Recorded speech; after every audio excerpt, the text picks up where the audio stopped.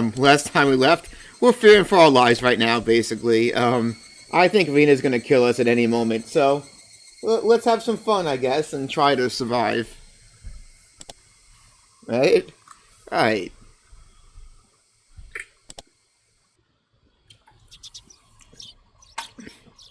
If I left this spot, someone would break through the door, sending a futon flying and attacking me. If I stopped watching the window, someone would break through the glass and attack me. I tried sleeping. I was just being paranoid, but I couldn't sleep. Oh, that's cold.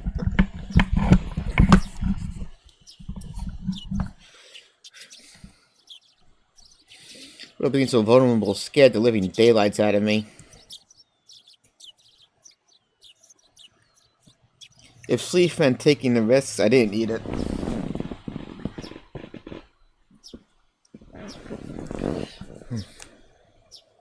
So much better to just stay awake. Some point during that endless cycle of nodding and jolting off and jolting to sleep, light began to shine outside, but that was it.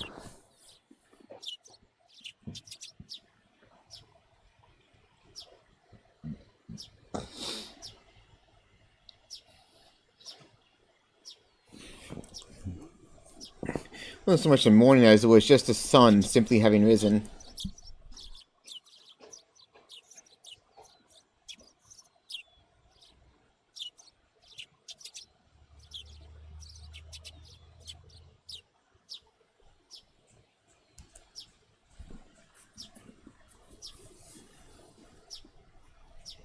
Rena was gone. I couldn't see her anywhere, no matter how hard I looked.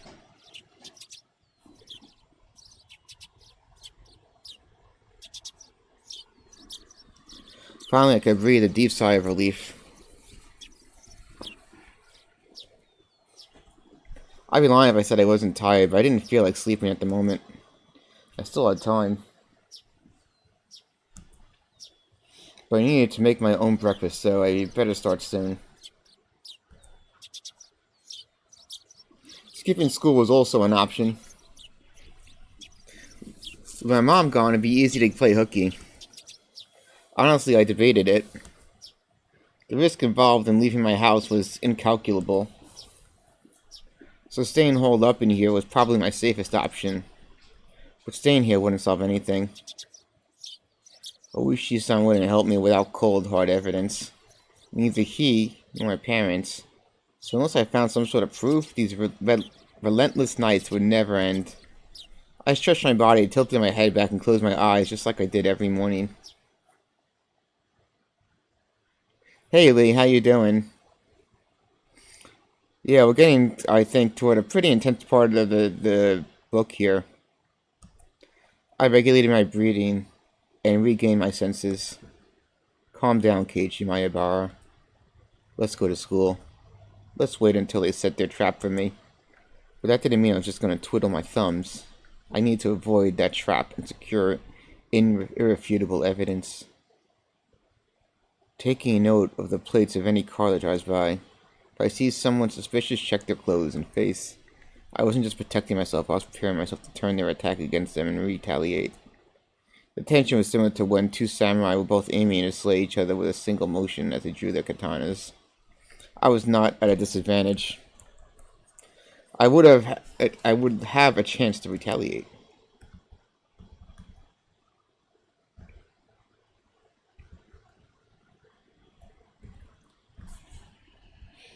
Oh boy. Finally felt a bit of courage growing in my chest. Alright, let's go to school. Type my grish on Satoshi's bat. He was the only partner I can count on.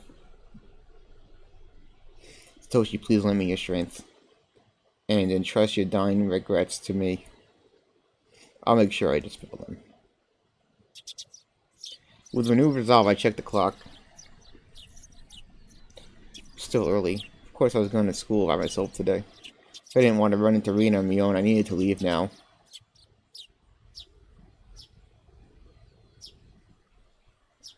The shattered fragments of the cupboard were still strewn all over the entryway. Right. I meant to clean that up last night, but never got around to it with the phone and everything. My parents came back and saw this while I was at school. I would never hear the end of it. Still, a waste of time to clean it up right now. Considering what would happen if I ran into Rena on my own, I wouldn't be too late to wouldn't be too late to clean it up after I got back home. Oh, hey, bunny. Hi. Hey, kitty. What you doing? Hi.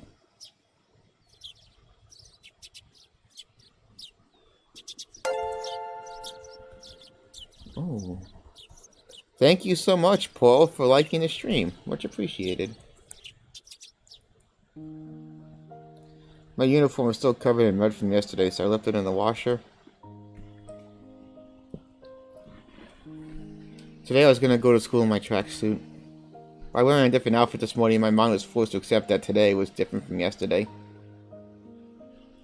I had a hunch. Today might be the day I get killed.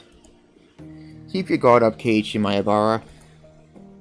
You're the one who gets to decide if today is the last day. My last day is me.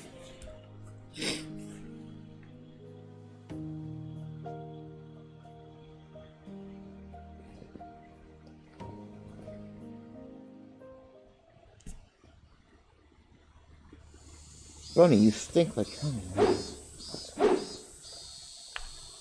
I spent the morning practicing my swing like it was my natural routine. After a while, Rena arrived at school. Our eyes met, but we said nothing. Rena said nothing about last night, as if it never happened. But I could see that those events were real by the wounds carved by her fingers.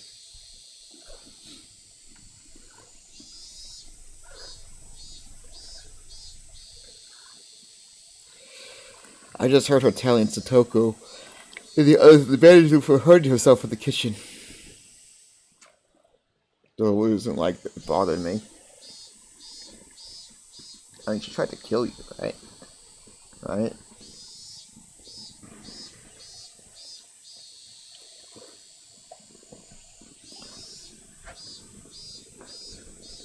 The details that Oishi-san shared about Rina's incident before her transfer played vividly in my mind. Now that I knew about it, I couldn't even dream of Rina as a cute, ideal girl. Kei-chan, I see you're still aiming for the Nationals. It was Mion. I could already sense her approach, but I wasn't that surprised. Oh, Mion, if you understand, then leave me alone. I'm busy practicing. I gave her a curt reply without my usual jokes. Then I gave the bat an even larger swing, tactfully keeping Mion from getting any closer. Hey, Kei-chan, take it easy. I think Mion got the message, but she still urged me to give it a rest. Home was not that far off, is it? Just let me finish practicing. I swung the bat even harder as a sign of my refusal.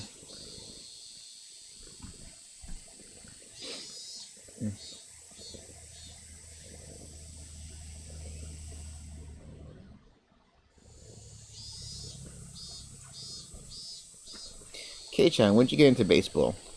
Just recently. Recently? You mean yesterday? Don't have to disappear, I know. Oh dear. That's a very unsportsmanlike reply. You're distracting me. Go away. I ignored Mion and kept swinging. Normally she'd get mad or bored and leave if someone gave her the cold shoulder like this, but Mion just stood there waiting patiently for me to stop swinging. I didn't sense any hostility. But we were at school in plain view.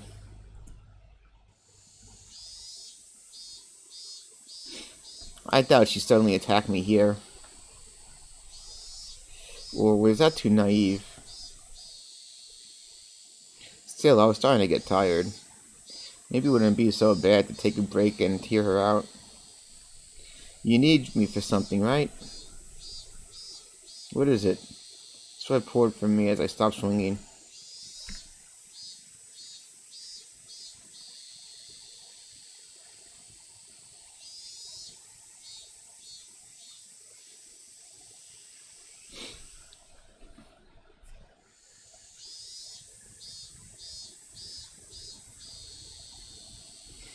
Of course, my lack of exercise. At this rate, I might not be able to move as needed when the time came. I should probably keep practicing my swings to build stamina in addition to the excuse for carrying the bat with me. Well, it's nothing important. If you're tired, I can ask again later. Now it's fine. I'm only dealing with you right now because I judged the situation to be safe. Talking to you alone and away from others, that's out of the question. Well, Moon was uncharacteristically trying to choose her words. But unlike Oishi-san, it didn't look like she was going to talk about something I'd rather not hear. Mion was puzzled, trying to find the right thing to say. But then she gave me a hearty laugh to break herself out of that mire. Ah ha ha, this old man's just no good at that stuff. Having a poor vocabulary hurts. What's this all of a sudden? If you have something to say, just say it. Stop it. Stop that swinging. She cut straight to the point. Of course, so frank I didn't understand it for a moment. I had already stopped swinging to listen to her, hadn't I? I just stopped, didn't I? That's not what I meant. I want today to be the last day you swing that bat. I'm sorry. It took me some time to understand what she was asking for. I'm going to swing in a bat. Why? It's none of your business, is it? I'm not bothering anyone, am I? You are. No one said it flat out. That didn't make any sense, and that was really irritating. When did I bother anybody? No one's at a loss for words. But she's finally made up her mind and spoke. But she stuttered as she said it. Because, Kei-chan, that's someone else's bat. You shouldn't borrow it without permission. It was left behind by a student who transferred, right? I'm just borrowing it until he comes back for it. Yeah, he transferred. Grew uncharacteristically flustered. That made it all too clear that his transfer was a lie. But strange, isn't it? For the older brother to transfer by himself, while his little sister stayed behind? Couldn't hide her reaction as my words took her up. Kei-chan, you knew? Satoshi Hojo. Satoku's older brother, right? The one demoned away last year?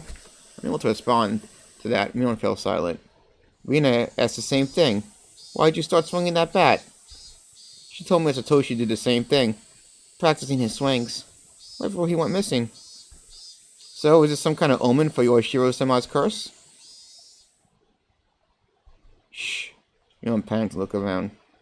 Please, Kei-chan, don't mention Shiro-sama so recklessly. I don't believe in him, but the others very much do. Rina especially. Dangerously so. Anyway, you're scaring everyone. You're just fooling around and stop it. You have to stop acting like Satoshi. I was the one who was scared. Why do I have to thank... Who do I have to thank for taking up this bat in the first place? But it was still unsettling. It still unsettled me knowing that my actions were overlapped with Satoshi's. Wondering if someone suggested it, but I thought I was making my own decisions. I'll say this now. I don't know anything about Satoshi. After all, you didn't tell me about him. We didn't mean to hide it. You're hiding the incidents that happened every year, weren't you? It's because we didn't want to, You didn't want to scam me? That's your reason for leaving me out? No, we didn't mean to. Mion, I asked you directly if something happened at the dam, didn't I? And you told me nothing happened. When someone was dismembered and murdered. You lied to me. I'm sorry. I didn't mean to lie to you. Friends don't hide things from each other, right? Isn't that right? Then you all aren't my friends.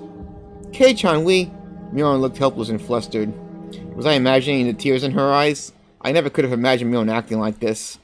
Oh, by the way, those get-well mochi you brought me the other day, they were good. I thought I was going to bleed. Who did it? You? Or Rina? Me. She admitted it so easily. I couldn't help but be surprised how easy that was. You could have killed me. How could you do that to a friend? But it was just a little prank. Mion gave me a wry smile mixed with confusion, causing me even more anger to well up inside me. You think that was a prank? I grabbed Mion by the collar and lifted her up. That wasn't the same as putting Tabasco sauce in a piece of mochi. It was a needle, a sewing needle. If I had swallowed that and lodged it into my throat, what did you think would happen? Mion's face froze as she battled, her body rattled in fear. This wasn't the Mion Sonozaki I knew anymore. Anyways, you're not my friend. There's no reason for me to listen to someone who's not my friend. So just leave me alone for a while. Got it? No one wasn't replying anymore. It won't be that easy to erase me, you know. The cops have been onto you from the start. So don't think you can make me disappear like you did Satoshi. I said it clearly. This was my declaration of war. I think you guys are suspects in the previous incidents, too. I also know you've been spending a lot of time with the cops ever since the anti-dam movement. Don't think you can hide it from me? Got it? How did you know? I stood there with a dumbstruck look on her face. That was when I heard the principal ringing the bell for the school.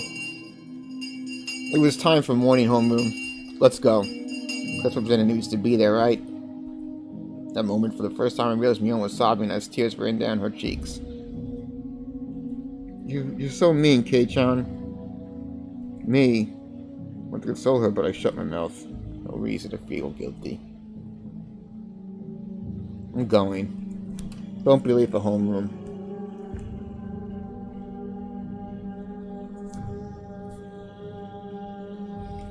I left Mion still shaking as I turned around to head for the entrance.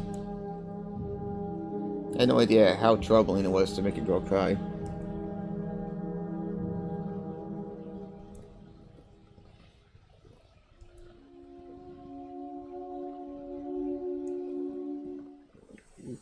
So that's how it is. Huh. She wasn't saying it to anyone. It was Mion talking to herself, but it was a sobbing voice that had a kind of giddy, cursing tone. I inadvertently stopped and turned toward her. So it was, that bastard, he leaked it all to K-chan. She balled up her fists as tears continued to rain down. She glared at a spot on the ground, with a terrifying yet smiling face cursing. Chill ran down my spine from that demonic expression. Mion's transformation was different from Rina's. I should have killed him back then. He forgot that mercy I showed him just because he was going to retire this year. Retiring this year? Was she talking about Oishi-san? Damn it. I'm going to kill that damn old man. Ugh. Felt like the air itself had begun distorting. With Mion at the center, the world had begun to twist and spiral. Bending, whirling.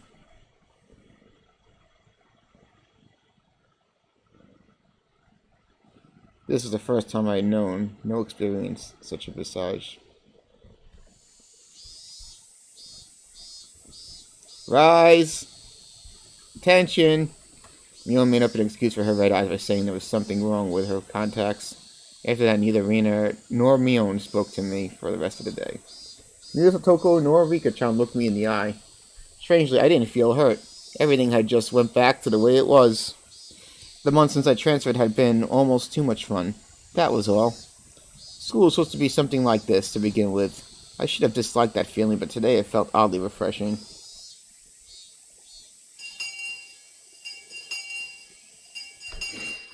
The bell rung, sounding the end of the monotonous school day which had felt so intense, yet so dull.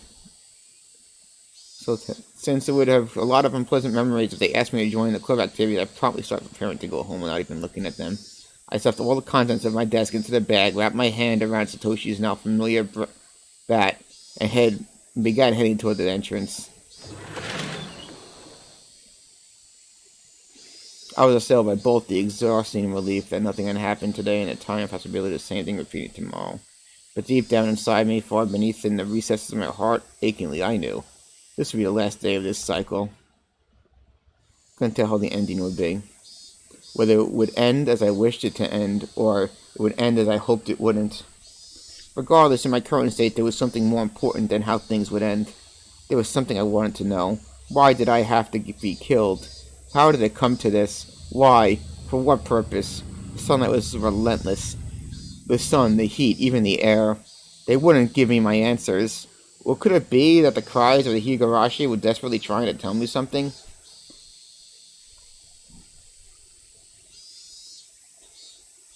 Somewhere mixed in with their shrieks, Tomitake and Satoshi were probably trying to tell me something. I simply haven't been able to realize it yet. When I do realize it, I wonder if I will be among the Higurashi fruitlessly crying to the next victim. Glancing down at my feet, I saw a Higurashi on its back, spasming weakly. Weep, weep, weep, weep, weep, weep. There was still much of the summer left, yet this one was already chirping its last song. I couldn't tell what it was saying, no matter how hard I listened, but I had to try. I had to try to listen to what it was so desperately trying to tell me. At that moment, the shrills of the Higurashi ceased all at once, as if they had huddled together, fearing that the person who had brought them to their dreadful fate had arrived. There was no mistaking it. A presence was approaching. The sound of footsteps was almost non-existent. If the Higurashi hadn't warned me by ending the chirping, I wouldn't have noticed. My exhaustion left me in a heartbeat. In its place was a rush of adrenaline that sharpened all of my senses. I was just barely able to hold back that creeping, suffocating feeling of horror. It wasn't something I could hold back for long, but in this moment when I needed to be razor sharp, I was able to retain my composure. I wasn't going to shout like I did yesterday. I hid myself calmly amongst the trees, waiting for my pursuer's shadow. Could I get them to pass by me? No, since I was able to hear their footsteps, they were probably also able to hear mine. They might have already been able to tell that I hidden myself and was holding my breath. The person tailing me, was it Rena, just like yesterday? If it was Rena, I wouldn't hold back. I could just yell at her and make her go ahead like yesterday. If it wasn't Rena, it would depend on how they acted, I guess. Footsteps ambled closer. I swallowed, wiped my clammy hands on my pants, and readjusted the grip on the bat. I could tell that the fear I had beaten back once was now waiting for another opportunity to come at me. Who could it be? I peeked out from behind a tree at the person following me. My imagination hadn't led me astray. It was Rena. There was a bit of relief as I realized it was someone I knew, but that feeling left me in an instant. It wasn't the same Rena that I knew. Her eyes were dark and lifeless, but her mouth appeared as if it was carved into a crescent. Yes, it looked like she was grinning slightly. And in her right hand was an axe. I hid myself behind the tree once again and recalled the unbelievable sight I just saw. What was that just now? The embodiment of terror laid bare. Baseball practicing my swing, there were tons of excuses for me to be carrying a bat, but for that axe, there was no excuse for that. An axe just like that? Keiichi-kun, are you playing hide and seek? I wonder. My heart was pounding, hard enough that I had trouble breathing. What little composure I had been able to hold on to was now crushed. In its place, cold sweat gushed forth, covering my entire body, letting me know precisely what kind of emotion had taken hold. Not good, not good, not good. I wasn't able to hide myself completely. She already knew I was here. Were you trying to scare me, I wonder? I decided that it would be better to reveal myself now, since there was still space between us. I adjusted my grip on the bat again, readied myself mentally, and stepped out from behind the tree. Ah ha ha ha! I found you, Keiichi-kun! Rena was pleased as she found me, eliciting a mysterious giggle. Her mouth was smiling, but her eyes told me that she was displeased by the fact that I had been hiding. Those eyes, they were just so empty. My legs began to quiver. Not good. In the pit of my stomach, some sort of viscous, hot, and cold substance began spreading around. If I allowed it, that substance would slip into my bloodstream and undoubtedly freeze all the organs in my body. Not good, not good.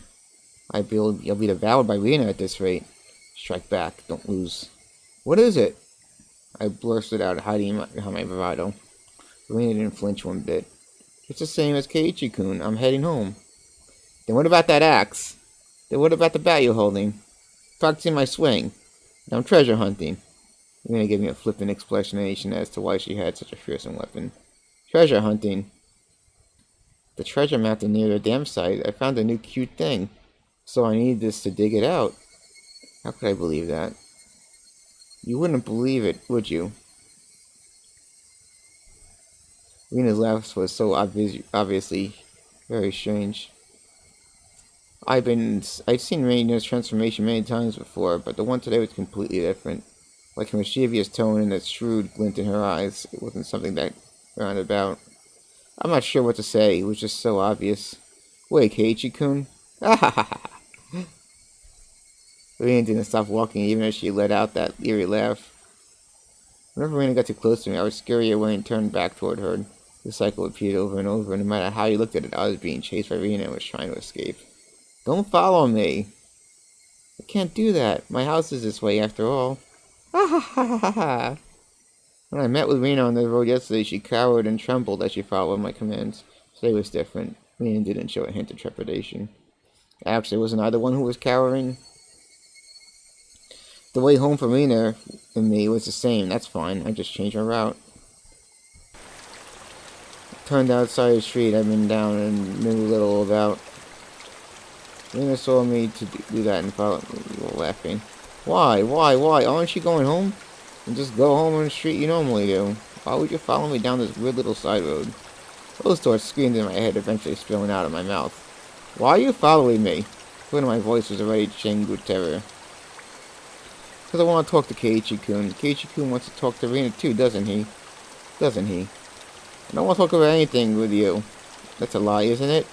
There's something you want to ask me about, isn't there? Not at all. I have nothing to talk to you about. That's a lie, isn't it?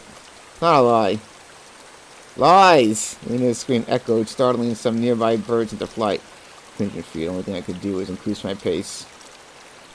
Let's talk, Keiichi-kun. Talk! Why was I running down this unfamiliar and deserted street? Doesn't Keiichi-kun have something he's worried about? Nothing at all. I'm not worried about anything. Lies! Even though Rena was walking, why wasn't I getting any further away? I know. I really do know. You're scared, aren't you, Keiichi-kun? I'm not scared. I'm not scared of anything. Lies! My breathing grew heavy, and it felt like my legs were giving out from beneath me. Rena wasn't even breaking a sweat. I'll listen. This time I'll listen. I have no idea what she's talking about, what exactly she wanted to do. This time I'll listen. I'll be different from last time with Satoshi-kun. When she said Satoshi's, I turned back for a moment. But even as I did that, Rena was still advancing. Couldn't afford to stop. Satoshi-kun was worried too. Looked like he was having such a hard time, but I didn't listen. I was so sad. Where'd the street connect to? With twists and turns and ups and downs, it was hard to believe this was even remotely in the direction toward my house. I sensed the direction had long since gone out the window. I really regretted it when Satoshi-kun transferred out. I thought if I had listened, he may not have transferred out. I really regretted that.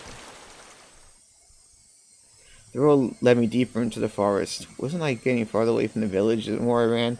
I lost more and more composure the more I thought about it, but despite the realization, my inner self was still disturbingly calm. So you see, I vowed that if there was someone struggling like Satoshi-kun, I'd save them. I don't want to see anyone transfer out again. Damn it! What does transfer even mean? I won't let you transfer me. I'm not the same as Satoshi. Come on, Keiichi-kun, talk to me. I'll be able to understand you, Keiichi-kun. I'm your ally. I felt wheezing out of breath. My lungs were so hot they felt like they were going to explode. My heart was beating as hard as it possibly could. Should have practiced running instead of my swing. Couldn't even afford to scoff at that stupid thought. Keiichi-kun doesn't have anything to worry about. He'll go back to normal. Everyone will be friends, and we can go enjoy club activities again. Next time we'll team up and beat Michan. Yeah, how much fun would that be? Rena couldn't even imagine how much I had wished I could turn back the clock these past few days. You could be nice to me again, too. I want to go searching for treasure again. This time I'll prepare a nice lunch. Actually, we could just go right now. Let's go to the dam site together. I'll show you the cute things I just found. I'm sure you'll like it, too. This was me pathetic flapping sounds as my legs wobbled and faltered. Hot on my heels, Rena's steps were sharply breaking twigs underfoot. I had to accept it. I was on the run, being chased by Rena. If she caught me, it was all over. I realized it instinctively. I couldn't even begin to think of what the end would entail. Just that if I was caught, it was all over. That's all I knew. It didn't matter how it was going to end. I wouldn't let it end. Not without knowing anything. Not yet. That momentary lapse was all it took. Of all the things that could have happened, my knees buckled underneath me and I crumpled toward the ground. I tried to stand frantically, urging my legs to respond. I used my bat as a makeshift cane to prop myself up. Rena was already standing in front of me. Granted me, out of breath and notably exhausted, Rena was so cool and composed that she could have froze the air around her. She wasn't breathing hard at all. Rather, I couldn't even sense if her heart was beating. Are you afraid of something, I wonder? Not like you to tremble, Keiichi-kun. The question looked almost affectionate.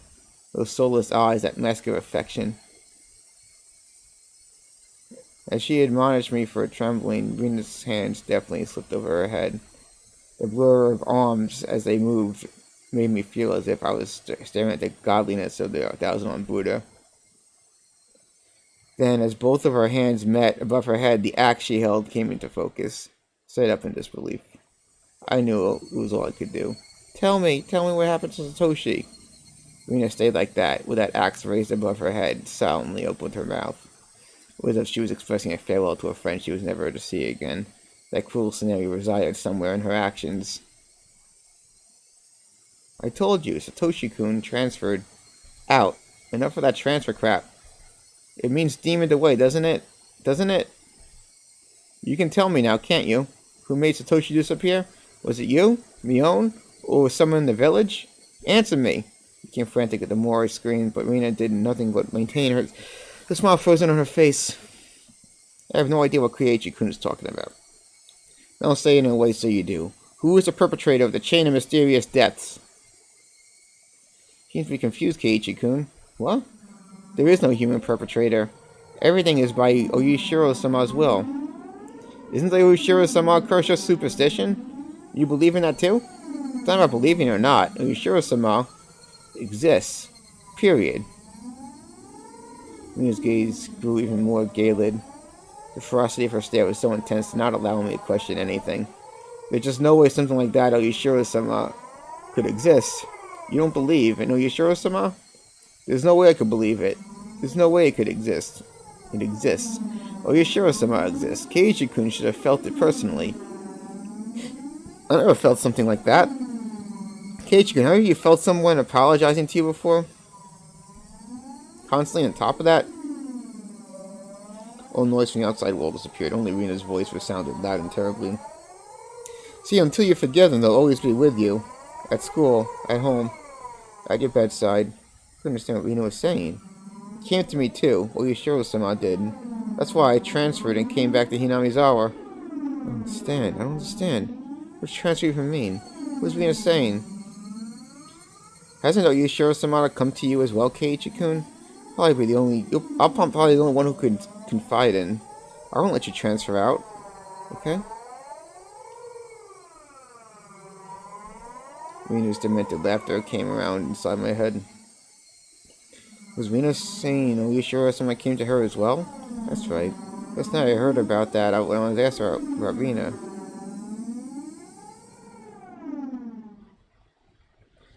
Excuse. Also, part of me was faintly speculation. Not all of it may be true. Still interested? Oishi-san began speaking.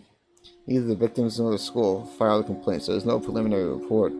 Basically, the police hadn't intervened in this matter, so all these details are just what I heard from those involved. Meaning it's not that credible. Said there were victims. Didn't Rena just break all the windows? No, Rena Ryogo had attacked 3 boys, using a metal bat.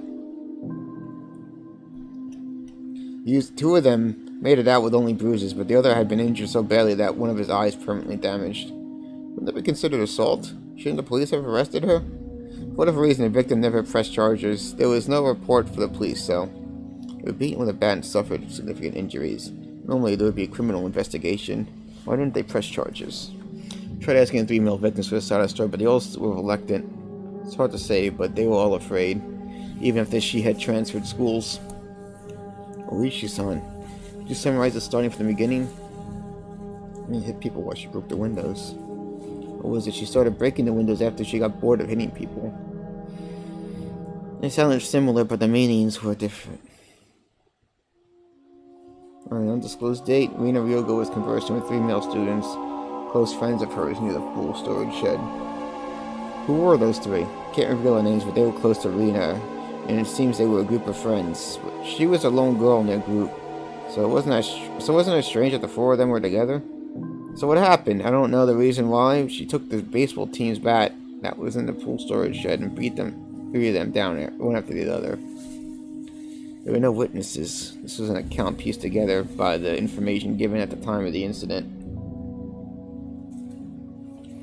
One day after school, Rena and the 3 male students were at the pool storage shed talking together. They were seeking help, rather they usually met it up there. appears it became a heated discussion. At the time, Rena underwent a change. The change was so abrupt that the three of them didn't comprehend what was happening.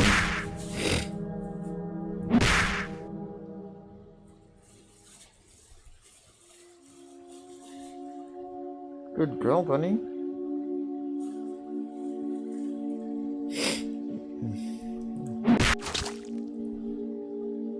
Even her friends covered in blood with gashes on their heads, she made her way toward the school building.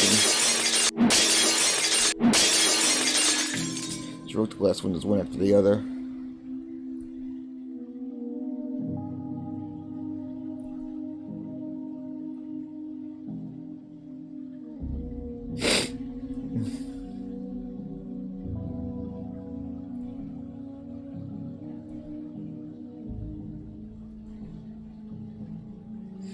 Also, Force Venus transformation.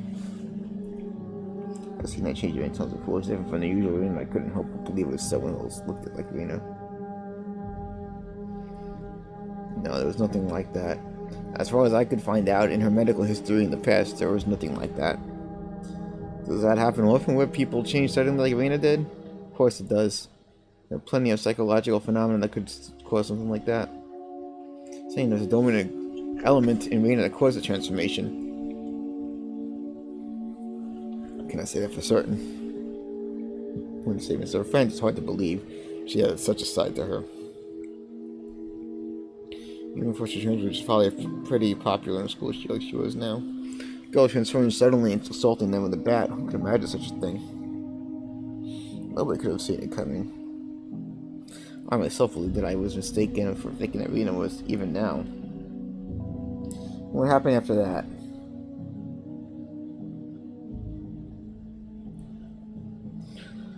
What about Rena? What about the police? Why wasn't there a criminal investigation? Police can't get involved unless they are called.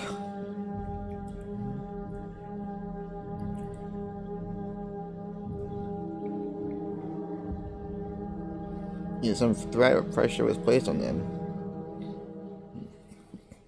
They had a reason, so they couldn't file a charge even if they wanted to.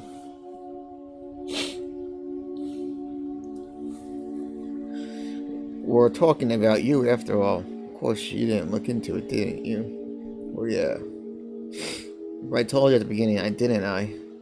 The victims were all very reluctant to talk. They didn't want to touch on the matter, or rather, they didn't want to be involved.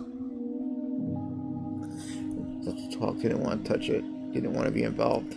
It resembled the villagers here in the Higurashi curse. Did the teacher at the school tell you anything? School is hallowed ground. You could say they tend to keep scandal in the wrap. They never searched one, so I had to tread lightly, you see. Then there was no comment from the school. Nope. They denied the incident even happened. Just female students were carried in for blunt trauma that day. That's all there was in the hospital reports. Victims didn't speak, the school denied it happened. Then you don't know anything at all. Yeah, I know nothing other than the incident itself had taken place. The victims also wish this to be kept from the public, so if you and I forget about it, my borrows on this incident will probably just fade away. Which one was sat in silence? At first glance, it was like a simple assault case, but it was just the tip of the iceberg. The depths were obscured by roiling waves, skinking quietly into the void as if it had never existed to begin with. After that, she was suspended by the school. During that time, she underwent psychiatric counseling. Did you hear anything from that doctor? Again, they were very professional in regards to their ethics.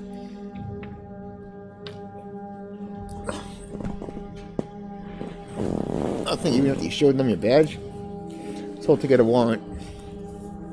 Badge itself has no legal binding authority, after all.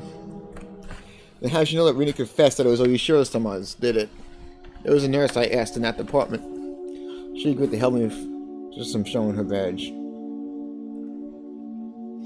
Turns out the nurse hadn't heard anything. Apparently she remembered that she was overheard inside the room. At that time, Rita was very calm and mild-mannered. She spoke with her mother there for some of it, but partway through, her mother was asked to leave. Partway through, Shiro-sama, when did that person pop up? Partway through, she screamed the name suddenly. She saw the nurse, and that's why she started listening to him. She's like, "You Shiro-sama!" Rina suddenly shouted that. I had no idea what was said before that, so I had no idea what the meaning behind it could have been. The doctor calmly and collectedly asked Rina to have a seat. "What is the Shiro-sama you spoke of?" Gently, ever so gently. Fundamentals of counseling were believing what you were told. Whoever abandons Hinamizawa will be hunted down by Oshiro-sama. And they finally got into me.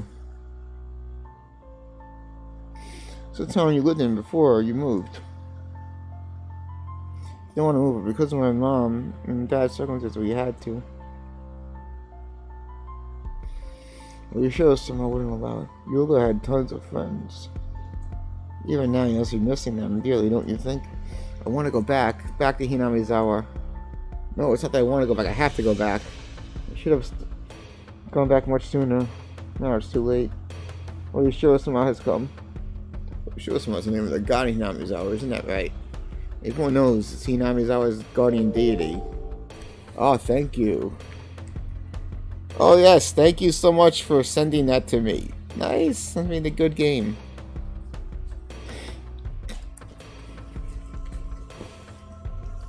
You'll incur his wrath. You moved quite a while ago, didn't you? Thanks to those sparks. Then, it was just now that this god had arrived. Is that what you're saying? You don't believe me. Well, sure, somehow exists. That nurse was one, and then asked by another nurse to do something in the room. That was all she remembered. That was all Oshiro-sama's doing, right? I do believe there is some kind of superstition in Hinamizawa. If you leave the village and you incur Oshiro-sama's wrath. You're familiar with this part, Mayabara-san. Her role is scorned by the village incurred. His parents, though, man. He's a damn construction. They cursed the construction foreman to his death. Then, following Yasutoko's parents, supporters and leading advocates for the dam were cursed to their death. It was the first time I've heard of the curse incurred by leaving a village.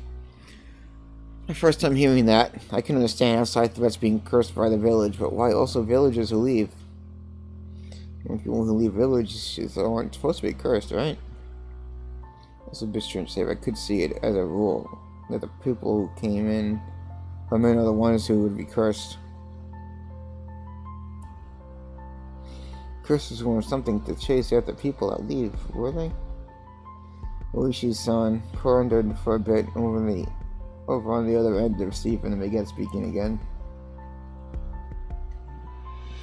Well, I told you long ago when Hinamizawa was called Onikakushi, didn't I? I recalled hearing that. Long ago, Hinamizawa was feared and respected as a village of ogres.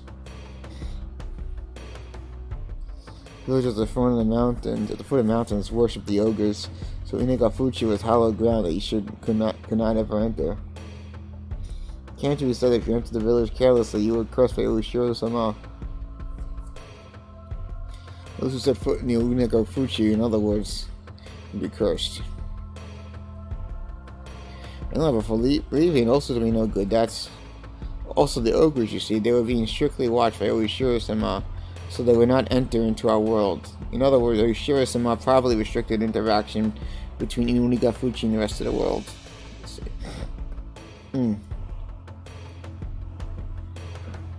So basically, more like a warden than a protecting deity, I guess. Trying to keep his place isolated from the rest of the world. Guess that's how it would seem. Sorry, I don't know very much myself. This is mostly what I was passed on from my godmother. I understand it a bit better if it was like that. Those who came to Hinamizawa would be cursed, and those who tried to leave would also be cursed.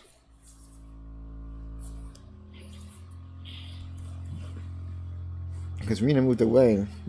She was cursed by Onishiro. Sure, that's what it seems to point to.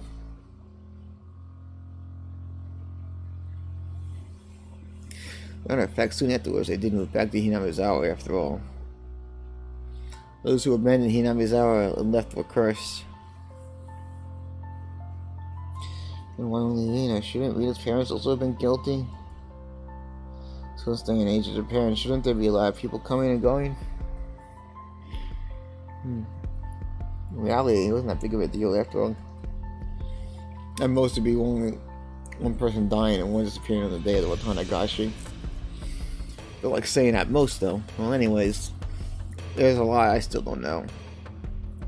Even if Oishiro was so much cursed, it doesn't add up to why Oklesmans, the victims, beaten like a metal bat, wouldn't put as charges. You don't think they were victims or cowering because they believed in a terrible curse had fallen on video? I didn't want to believe it. More importantly, I had just realized something else. There's another banana connection. Satoshi fell victim to Yoshiro's most cursed and went missing. I recently learned that Satoshi had become infatuated with a bat before he disappeared just like me. And Rina as well. She was affected by Yoshiro, so we were sure she confessed much to the doctor. And the weapon she had used at the time was a horrendous act, was a metal bat. And finally me. I encountered various things that were inexplicable, but now I was holding a metal bat. Shocked when I learned that Satoshi did the same thing and couldn't be. The same thing happened to Rina? One crucial thing, the bat being Satoshi went missing after falling back into the curse, and Rina was still here. And finally me. Couldn't call it a coincidence anymore. Rina, Satoshi, finally me. You guys really under Yoshiro's commerce right now? More importantly, what should I do now? Satoshi has been teaming away. Vanishing without a trace. Rina was fine. Fine. Rina undergone a change. There's something that wasn't Rina residing her. And yeah, right now I was standing before me. Rina, please tell me, what will happen to me? Rina stopped imposingly, not answering. Satoshi disappeared, but Rina didn't disappear. So what will happen to me? Ha ha ha! I never heard such an unpleasant laugh before. It kind of sounded of breathing. There was no longer a voice or expression or feeling. Don't worry, I'll save you. Rina took one step forward, still holding the axe high above her head. Now then, one step closer, Rina's face spread out to fill my vision. Speak! One step closer. Rina's nose was close enough to touch mine, and is still pushing closer. There's something you want to say, isn't there? I'll listen. I'll save you, okay? Speak, okay? Speak, okay? I slumped down, landing squarely on my butt. It wasn't for some pathetic reason. It was all I could do to get far away from Rina. Ah! I had the gut feeling I couldn't let her laughter end. The laughing ended. When I picked up my feeling, my body moved by instinct. I sprang to my feet as fast as I could and pushed Rina away with both hands. Rina was light as a feather. Thrown about by the unbalanced weight of the axe, she was sent backwards as if she had been carried off by the wind. I had to confirm me that out of the corner of my eye I dashed at full speed. I was the perfect picture of fleeing like a greased pig. Get away from Rina, get run away. Survive. I couldn't think of anything other than this. While I was running, I remembered I'd been holding a bat the entire time. Such a worthless weapon. Couldn't believe I'd forgotten about this weapon at such an important time. Spread even further down the winding path. I didn't even feel myself grasping for breath from my legs getting heavily. My body understood it as well. If I didn't run away from here, I wouldn't live. Could hear the laughter, the simulacrum Rina from behind me. Rang through the trees and in my head and slowly chiseled away at my sanity. Move of the trees thinned out, and field of vision suddenly expanded. Where was this? For a moment I was bewildered by the scenery. All I knew but couldn't quite remember. Quickly realized it was the dam site. The fact that I dashed madly ended up in a... It was like I was following someone's scripted plot. Good view of my surroundings, but I didn't see a single soul here. So a terrible spot for someone on the run, but there was no better place for an attacker. My heart was already on the verge of bursting. Most of my legs are screaming, but I didn't care. If I stopped here, they might, and I wouldn't be able to scream for much longer. Even still, I glanced back looking for an excuse to rest. Rena wasn't there. Instead, I saw two villagers walking around. This sight was but a third party. But the voice inside me rang the alarm once again. Villagers walking around weren't suspicious, so if it bothered me. They were both rough-looking clothes. Empty-handed, they gave the impression that they were just out for a walk. But this time of day, two adults wandering around without purpose was enough to raise questions. But more than anything else, those eyes, they weren't chit-chatting while walking away. They both silently headed forward, looking in my direction. Was I at the end of my rope and finally started imagining things? I should run away. That's probably the best choice. If they weren't involved, I'd lose them easily by running. If they were part of the group after me, then they would come running after me. Either way, I hurried up. Rena would catch up to me. That's right, I was going to run. Saying that, I began to turn tail. Both of them rushed toward me as if they knew exactly what I was thinking. Somewhere inside of me, I had jumped to the conclusion that Rena was the only thing I needed to be afraid of. There's so much I didn't need to fear anything else. But right now, I realized how blatantly wrong I was. Certainly the story of Oishi-san told me about the demons all leaving the village to hunt their prey. I could tell they were both coming after me without even turning around because of that frenetic footsteps. It's frightening being able to shake off Rena. This didn't even compare. In pursuit of such violent ferocity, the straightforward horror is unparalleled. One of the pursuers' arm grazed my shoulders. Now it was just their frenzied footsteps, but also distinct sound and breathing I could hear. No, I could practically feel them breathing on me. They were right behind me. Calm down, Keiji, my bar. Still in full tilt, I felt the surrounding area go still. No further time itself had stopped. I turned my head back slightly in that frozen world, realizing pursuers had gotten to me. Couldn't run against the legs of an adult. Less than the time it would take to blink twice. Before the time to get moving again, they'd be right on top of me. And then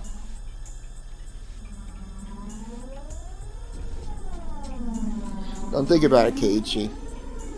First realize that you won't be able to shake them off like this. If the fact that you can't get away was a given, then you need to make a decision. Go with the right leg or go with the left. You just need to decide which one. Let's go with the left. The moment I decided that, the temporal singularity burst into pieces. Right, left. Swung with bat and a wide arc. My right arm. I stopped and suddenly spun. What? Two of them were clearly startled.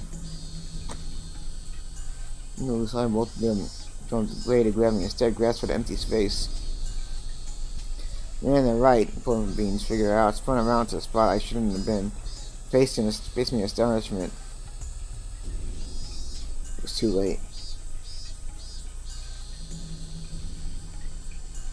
Didn't have to need to swing my bat. All I needed to do was extend my arm as I turned around. By no means a heavy blow, but it seemed like it was had enough power to knock him off his feet. Just knocking him down wasn't enough to scare him away. He got back up in no time. Both of them took a fighting stance and were ready to face me. They were clearly after me. It felt much easier in dealing with Rena. So recognizing their faces by not knowing them made things easier. They smelled riley on the inside. What do you want with me? Next one's gonna be right in your face, you bastard. Fine if it was just a bluff. I was able to fire myself up. They didn't respond. Spread out to either side of me, it was unbelievably calm expressions on their faces. One of them would grab onto my bat and the other would hold me down. Was that the plan? Then both of them once be impossible. Hot sweat poured from every pore in my body. I have to settle for the first move. I instead finished like the first one down. Now with my target down to the man on the right, who had been knocked down before I stepped in and swung my back all my might. There was no way for an unknown person to guard against it, and it caused immense damage. If they blocked it with their arms, their bones would be snapped like a twig. If they turned around their back to it, it was possible that the blow would travel all the way to their vital organs. Looked like he was aware of this. Pushed farther the pills on between us and delivered a right fist into my gut. Not good. In this position, in this state, there's no way I'm gonna dodge it.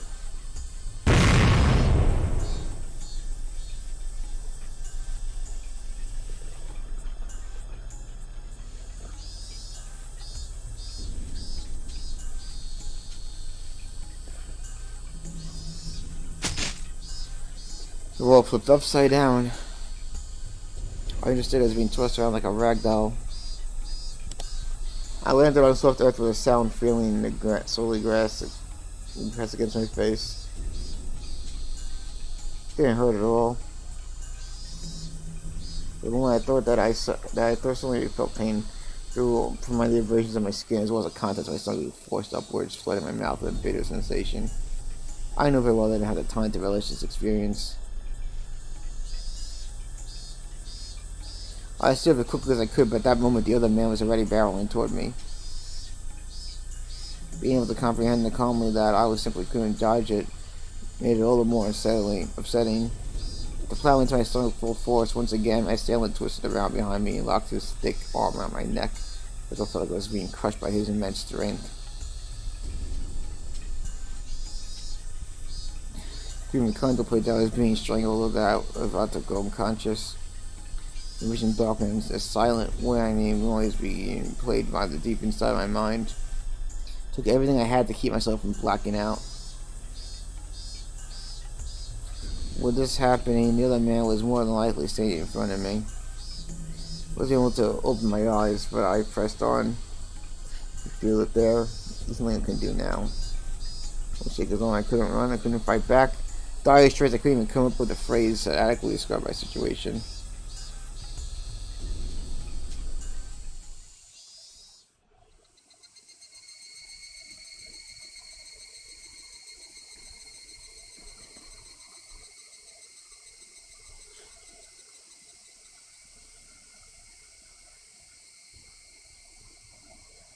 Well, is this the end?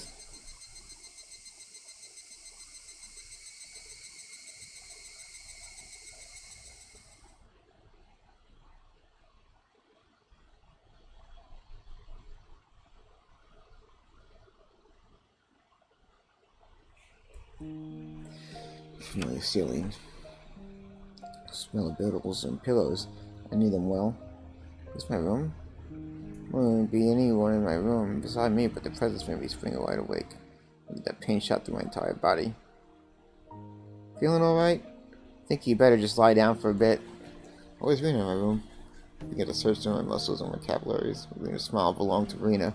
I knew well. I knew I shouldn't let myself feel this way, but I relaxed. This version of region was safe. Why am I? Don't you remember? I was unconscious as nothing at all. Oh God, I became more lethargic than I could have ever imagined. I guess that would be the expected outcome after exerting everything I held back there. I tried to at least clear my mind, but I couldn't just shake the sluggish feeling coming out of my mind. I called the doctor. He should be here soon. I think you better just lie down until then. I wasn't injured seriously enough to merit calling a doctor, but knowing that someone impartial was coming was slightly reassuring. Why am I here? Sure, I was at the damn site. That's what I want to know. What happened? The guy who caged me was already passed out. Then why am I the one who wants to know? That's what I was attacked by two weirdos. It's okay, I finally remember what happened before I passed out. I'm only remembering the terror that went along with it. Let's forget about those two for now. Looks like Rena would be noticing me. The woman was trying to kill me. She would have had the perfect chance while I was unconscious. Not only did she not kill me, she nursed me back to health. Amazing you could drag me all the way back here. Wasn't I heavy? Looking at Rena's delicate frame, it was hard to believe that not only she got me back home, but even dragged me all the way up to the second floor. Did she have some help? Don't you remember, Keiichi-kun? She's a bit surprised, but still kept her smile. I only propped you up on my shoulder. You could walk on your own, and that you were fine. You don't remember? No, I didn't remember. My memory is fuzzy. After the point where I lost consciousness. What about those two? Huh? When you got there, Rena, the ones with me, or rather the two guys. There wasn't anyone, she said bluntly. The way she said it felt slightly unpleasant. I was just too timid at the time. You might have been able to force some answers out of Rena. After that, then this kind of Rena might transform into the scary Rena who I didn't know. Fearing that, I didn't press any further. Thinking about it was the obvious choice. If both of those men were there, I don't think Rena would have even stood a chance. I couldn't find a way to explain it unless I assumed she brought me here after those two were already gone. Rena was still smiling. Her eyes sparkled warmly. Yet, it felt like I was hallucinating when I saw something. Some kind of shadow slowly curving across her face. The small omen sent shivers down my spine. While Rena was still Rena, I needed to make contact. I needed to contact Oishi-san. Rena stopped me when I was trying to get out of bed. She said it would aggravate my wounds, so I should sleep. I'd like to go to the bathroom, though. Ah, sorry. Rena couldn't say anything else. I'll stay in the room. I quickly went downstairs to get the phone. Front door rang. It must have been the doctor Rena called. It was strange for a patient to welcome in the doctor who was making a house call. It would be incredibly reassuring to have him here for the considered time. Carelessly opened the door without that simple assumption and regretted it almost instantly. Mion? Oh, you look just fine. I heard you collapsed, so I came to check up on you. How did you know I collapsed? I heard from Rena over the phone. Do I need to talk any other reason than that? And so I should call doctor, but why Mion too? Rena was descending down the stairs behind me. Rena, doesn't Kei-chan look pretty alright? She made me worry for nothing. That's true. Maybe I was worried for nothing as well. They both began laughing. It appeared to be cheerful laughter, but I couldn't shake the feeling that there was a darkness looming over them. What's up with the shoe rack? How'd it get like this? Shoe rack got smashed to pieces.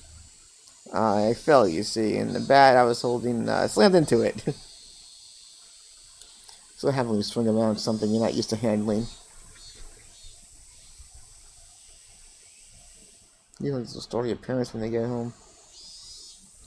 I'll fix it up for you later.